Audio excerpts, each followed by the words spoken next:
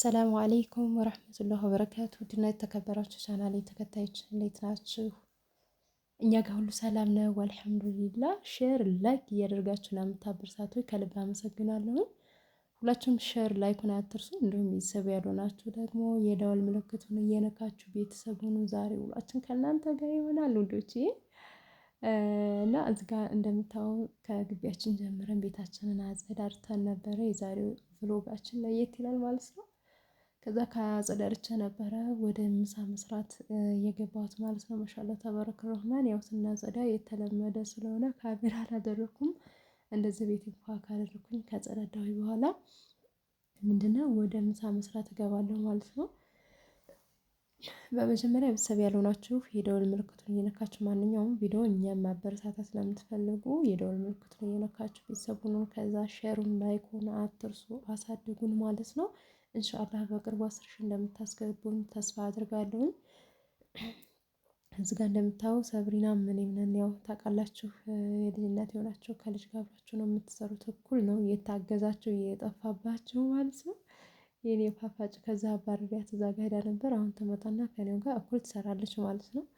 እንደምታዩ ሽንኩርት እየላኩ ነበረ። ከዛ ሰብሪናም ያው በእጇ ነው ማንኛውም ነገር በእጇ በሉትና አብራኝ ነው የምትሰራው።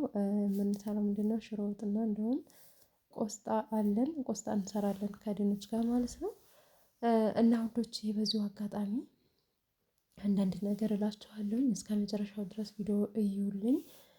አንዲት እህቴ የጠየቀች ጥያቄ ትላንትናም አንስቼው ነበርና በትዳር ዙሪያ ላይ ነው እና ፋፊ ላላገባ ነው ምን ታያለሽ?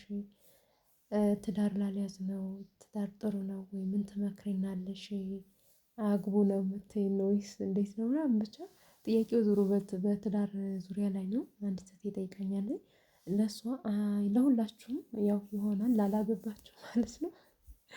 እና በትዳር ያው ብዙ ጊዜ እኔ በጥያቄዎቻችሁ መሰረት ምክንያቱም ይሄም ጥያቄ ከበፊት ላይ ተጠይቄ ስለነበረ መልሼዋለሁኝ። ያው ታገኙታላችሁ። ሆኖም ወደዛ ከምትሄዱ ደግሞ በጠየቃችሁኝ መሰረት ለእናንተ መልስ ይዤ መጥቻለሁ ማለት ነው። ትዳር ያው መጀመሪያ ላይ አንድ የምነግራችሁ ነገር አንዳንድ ጊዜ ይሆነናል ወይም ደግሞ ይሆናል ብለን ነው አንድ ነገር የምናደርገው ማለት ነው። ከዛ አላህ ትዳራችን ላይ ለረጅም አመት እስከመጨረሻው በቃ አላህ እስከመጨረሻው ድረስ አለ እስከ በሞት ብቻ ማለት ነው። በሞት እስከተለያየን ድረስ እስከዛው ድረስ አብረን ልንቆይ እንችላለን። ካልሆነ ደግሞ በመሃልም ትዳር ሊፈርስ ይችላል። ግን ይሄን ሁላ ተፈርቶ ትዳር ወደኋላ ሊባል አይቻልም። ምክንያቱም አንዳንድ ጊዜ እህል ውሃችንን አላህ ሱብሃነሁ ወተዓላ ነው የሚያውቀው፣ ፈጣሪ ብቻ ነው። ምክንያቱም የብዙ ሰው ህይወት በቃ ይሆናል ትዳር ይሆናል ብዬ ገብቼ እንደዚህ ሆነ እንደዚህ ሆነ በቃ አላህ እስከፈቀደላችሁ ድረስ ይሆናል ለእናንተ። ስለዚህ እናንተ ባላህ እንትን ከተቻለ ነገሮችን ለማስተካከል መሞከር በትዳራችሁ መሃል ሲፈጠር ማለት ነው። በጥቅሉ አሁን እኔ ልላችሁ የምችለው ትዳርን ፈርታችሁ ወደኋላ አትበሉ። ያው በተለይ ስደት ላይ ላለን ረጅም አመት ለኖርን ለልጆቹ ቀስ ብላችሁ ማለት ያኔ ብዙ ጊዜ አሁን እኛ አረብ ሀገር የኖርን ልጆች በጣም እንበላለን። በጣም ከምነግራችሁ በላይ አንደኛ በቃ እዚህ ያለ ሰው ብር አላት የሆነ ነገር አላት ምናምን ብሎ ነው እናንተን ለትዳር የሚያቀርባችሁ ማለት ነው። እና አብሮ ግን ስደትን የሚያይ ቢሆን ወይም ደግሞ ስለ ስደት ብዙ ነገሮችን ያየ በቃ አብራችሁ የሆነ ነገርም ብታፈሩ ካላችሁ ማለት ነው። ከሌላችሁ ደግሞ እሱ ካለው ያኔ ምክንያቱም ወንድ ልጅ ነው ሰርቶ ሊያስተዳድርን የሚያገባን እንጂ ሴት ልጅ ሰርታ ልታስተዳድር አይደለም። በእርግጥ በአሁኑ ሰዓት እንደዛ ነው ተገላቢጦሽ ነው የሆነው። ግን ቢሆንም ደግሞ እናንተ ብዙ ጊዜ እህቶቻችን የምንሸወደው የያዝናትን ነገር ሁሉ ፍርጥርጥ አድርገን በስደት የምንኖር ማለት ነው። እዚህ ያሉት እንኳን በአንድ ፊቱ ራሳቸውን ታውቀው ነው ማለት ይቻላል የሚጋቡት ማለት ነው። ለምን መሰላችሁ? እሷም ምንም አይኖራትም እሱም የሆነ ነገር ሊኖረው ይችላል ከሌለውም ደግሞ የለውም ነው። ይሄን ታውቀው ነው ገባችሁ? እኛ ግን አረብ ሀገር ያለን ሰዎች ትዳር አገኘን እንልና ብር ገንዘባችንን ወይም ደግሞ የያዝናትን ነገር ለመበተን እንቸኩላለን። እዚህ ጋር ውዶችዬ ብሎጌንም መለስ እያልኩኝ አንዳንድ ነገር ልበላቸው። ቆስጣዬን በጣም ተደጋግሞ ነው የታጠበው የመጨረሻ ማጥሪያ ላይ ስላደረኩኝ ነው እዚህ ጋር እያወጣሁ እየከተፍኩ ያለሁት። እኔ አጥንቱን አልፈልግም የሰላጣውን እንጨቱን ማለት ነው። ማነው የቆስጣውን እሱን አውጥቼዋለሁኝ አስወግቼዋለሁ። ቅጠሉን ብቻ ነው የምወደው። እና ምን ልላችሁ ነው መጀመሪያ ላይ ትዳር ስንገባ ያው ሁኔታውንም አይተን አጥንተንም ቢሆንም ግን አላህ እስከዚህ ድረስ ትኖራላችሁ እስካለባችሁ ድረስ ነው። እስከ መጨረሻው ድረስ ሞት ብቻ የሚለያያችሁ ከሆነ ደግሞ አላህ ለእናንተ ነሲባችሁ እስከ ዘላቂታ የሚያደርገው በአላህ ነው።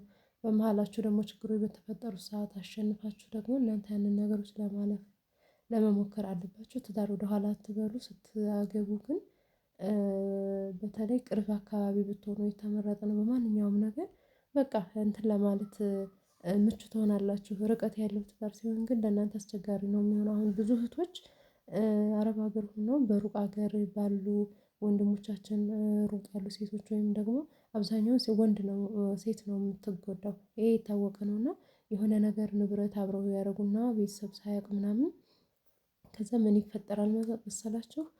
ይከዳታል ማለት በቃ ያን ሁላ ካደረገች በኋላ ቤተሰብ ወይ እሷ አይሆንም ምናምን ብለዋት እምቢ ብላ አሸንፋ ማንም ተያዥ ሳይኖራት ተያዥ ማለት በቃ የሆነ ንብረቷ ላይ የሆነ ነገር እንትን ቢላ ቢከዳት እንኳን የሚከራከርላት በማንኛው ውላ ስለምትባል በማንኛው እንትን የሚከራከርላት ያንን ሳታደርግ ትዳሩ ላይ ያው የሆነ ገንዘብ ቢከዳት ብዙ ነገር ይፈጠራል። እኔ የማውቃቸው ብዙ ልጆች በእንደዚህ አይነት ነገር ተከድተዋል ማለት ነው። ስለዚህ ትዳር ስትይዙ ቤተሰብ በቤተሰብ አንደኛ ሁለተኛ የምታደርጓቸውን ነገሮች ደግሞ ቤተሰብ ጋር በቃ ታዋቂነት ወይም ደግሞ ቤተሰብ ተደራሽነት ቤተሰብ ሊኖርበት ይገባል ማለት ነው።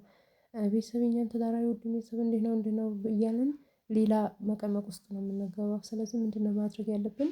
ከተስማማችሁ ትዳራችሁ በቃ በስደት መሆናችሁ እዛ መሆናችሁ ለእናንተ ትዳር ይሆነኛል ብላችሁ ያላችሁት ሰው ከተስማማችሁ የምታደርጓትን ነገር በቃ በቤተሰብ የሚኖርበት ነው የምላቸው። የሆነ ችግር እንኳን ቢፈጠር ከሁለታችሁ ግንኙነት የእናንተ ቤተሰብ የእነሱን ከባሎቻችሁ ቤተሰብ ግንኙነት ስለሚኖራቸው ምንትን ፍርድ ነው የሚሰጠው ማለት ነው። የሆነ በመሃላችሁ እንኳን ድንገት ፀብ ቢፈጠር ማለት ነው። ስለዚህ ትዳርን ወደኋላ ሳይሆን እናንተ አካሄዳችሁን ብቻ አሳምራችሁ መግባት ነው። በርግጥ እኮ ትዳርን ፈርታ እንደ ሴት ልጅ እስከመቼ ድረስ ነው መቼ ያኔ በተለይ አረብ ሀገር ላላችሁ ልጆች ላለነው ከባድ ነው። ስደት ላይ አይተን ብዙ አመት ቆይተን ስደት ላይ ላለነው ትዳርን መፍራት የለባችሁም። እስከሆነ ድረስ አላህ ሱብሃነሁ ወተዓላ ለእናንተ ብሏችሁን እስከፈቀደው ድረስ አብራችሁ ትኖራላችሁ። አላህ በዚህ መንገድ ደግሞ የሆነ ጊዜ በቃ እህሏችሁን በቃ ካላችሁ ደግሞ አላህ የወሰነው ቀድራችሁ እስከዛ ድረስ ነበር በቃ እንደዛ ማለት ነው። ስለዚህ ትዳርን አትፍሩ።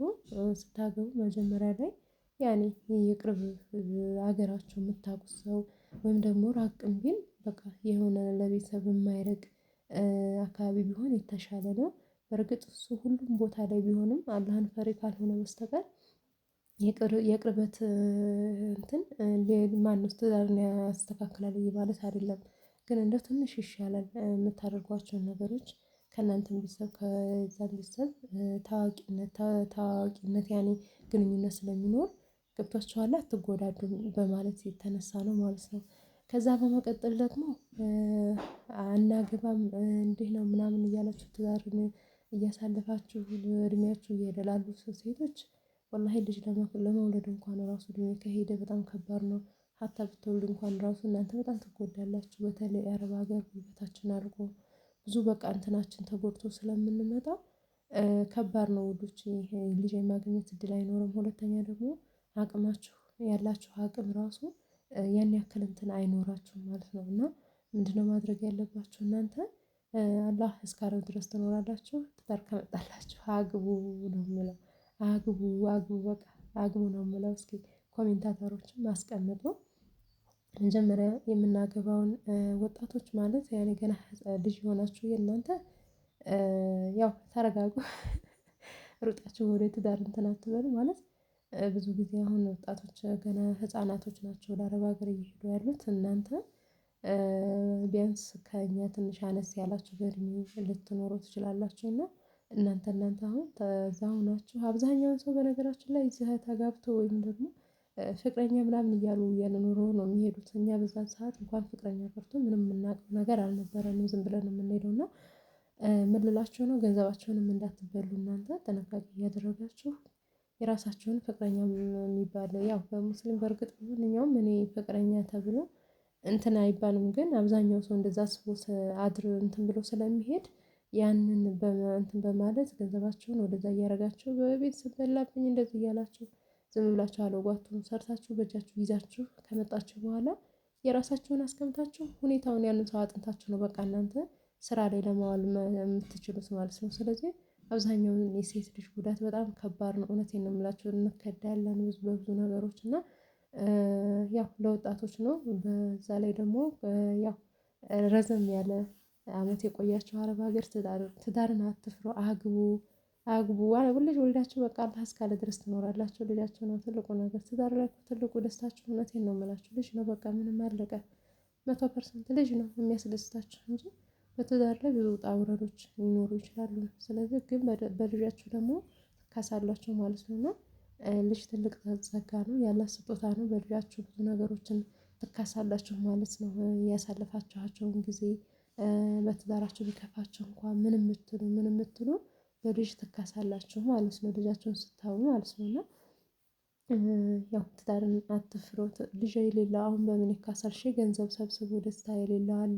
ምክንያቱም ትልቁ ነገር ልጅ ነው የሚያስደስተው። አንድ ሴት ልጅ የምታገባው ልጅ ለመውለድ ነው። በተለይ አረብ ሀገር ላለን ወላሂ ነው የምላችሁ ልጅ ወልደን በቃ እኔም ኑሮዬ እንደዚህ ሆኖ ምናምን ልጅን ስሜ ነው የምንለው አብዛኛዎቻችን። ስለዚህ እንደ ልጅ ደስታ የለም ማለት ነው። ሰብሪና ውስጥ እዚህ ጋር እንደምታዋት ኩን እያለች ነው የኔ መዲሻ።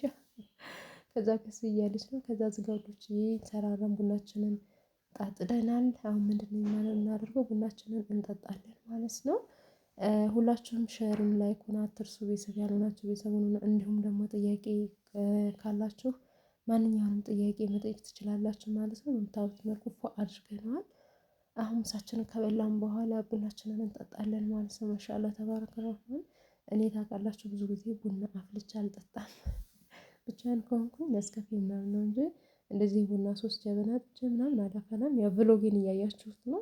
አብዲ በማይኖር ሰዓት ቡና አላፈላም። አብዲ ቡና ስለሚጠጣ አፈላለሁኝ። ያው ቤቱ ሞቅ ደመቅ ይላል። በጥቅሉ ቡና ጀበና ምናምን ሲቀራርብ እንደዚህ ሞቅ ይላል ቤቱ በጥቅሉ ማለት ነው። እስከ ዛሬው ብሎግ እና እስኪ የዛሬውን እናንተ ትፈርዳላችሁ። እና ቡና እንትን ሲባል ሲፈላ ቤቱ ደመቅ ይላል። ይሄ የታወቀ ነው። ብቻዬን ሰውን አልጠጣም እላችኋለሁ። አላፈላም ጭራሽንም። ነስከፌ ምናምን ካለ ነስከፌ ነው የምጠቀመው ማለት ነው። እና በዚህ መልኩ ነበር የዛሬው ውሏችን። ከተመቻችሁ ሸሩን ላይኩን አትርሱ። እንዲሁም ቤተሰብ ያልሆናችሁ ደወል ምልክቱን እየነካችሁ ቤተሰብ ሁኑ። በዚህ መልኩ ነው ዛሬ ያልነው ማለት ነው። እና ያው በትዳር ላይ አግቡ ነው የምላችሁ። ቢከፋም ቢደላም ልጃችሁን ታገኛላችሁ ማለት ነው። ትዳር መሃል ላይ ከዛ ደስ ይላችኋል። በልጃችሁ ትካሳላችሁ። የሆነ ነገር እንኳን ወላሂ ብትከፉ እንኳን በልጃችሁ ትካሳላችሁ ማለት ነው። እና እንደዛ ነው የምለው። አግቡ፣ ላላገባችሁ አግቡ። በቃ አለቀ። ምንም ከልጅ በላይ የሚያስደስት ነገር የለም። በልጅ ነው የምትደሰቱት ማለት ነው። ስደት ላይ ኖራችሁ ለፍታችሁ ምናምን በቃ ከዛ መታችሁ የሚያስደስታችሁ ለእናንተ ልጅ መውለድ ብቻ ነው ውዶችዬ። የኔ ውድ ልጅ አሁን እዚህ ኩን ስትል በመሀላችን እንዴት አባቷ ደስ እንደምትል እንዴት እንደምደሰት ልነግራችሁ አልችልም። አግድሜ እያየኋት ራሱ በጣም ደስታዬን ልነግራችሁ አልችልም ማለት ነው። እና ውለዱ፣ አግቡ እላለሁ። የዛሬው ለጥያቄው መልስ አግቡ፣ ውለዱ ነው በቃ አለቀ። ትዳርን አትፍሩ፣ ግቡበት። ጨከን ብላችሁ ግቡበት፣ አግቡ እላችኋለሁ። እነዚህ ቤተሰብ ትሆናላችሁ። ከዛሬ 2 ዓመት በፊት ብቻችንን ነበርን። ወዳው ነኝ እንደመጣሁ ለነፍሰ ጡር የሆንኩት ለዛ ከዛሬ 2 ዓመት በፊት ያኔ ብቻችንን ነበር። አሁን 3 ሆነናል። እንደምታውን ደስታውን ልነግራችሁ አልችልም። ደስ ይላል። ልጅ ውለዱ፣ አግቡ፣ በቃ አግቡ አግቡ አግቡ ነው የምለው እስከ መጨረሻው ድረስ። ሌላም ጥያቄ ካላችሁ ጥያቄ አስቀምጡ። እንዲሁም ኮሜንታተሮች ላይ ያገባችሁ ልጅ የወለዳችሁ ያው መፋታት መለያየት ያለ ነው። ግን እናንተስ ምን ትላላችሁ? በተለይ አግብታችሁ ልጅ የወለዳችሁ ማለት ነው። ስለዚህ በልጃችሁ ያክል ደስታ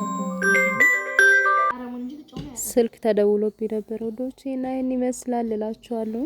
የተመቻችሁ ሸሩን ላይኩን አትርሱ። ኢንሻአላህ ሀሳብም ካላችሁ በኮሜንት አስቀምጡ። ጥያቄዎችን እንቀበላለን። በሌላ ቪዲዮ እስከምንገናኝ ድረስ አሰላሙ አለይኩም ወራህመቱላሂ ወበረካቱ።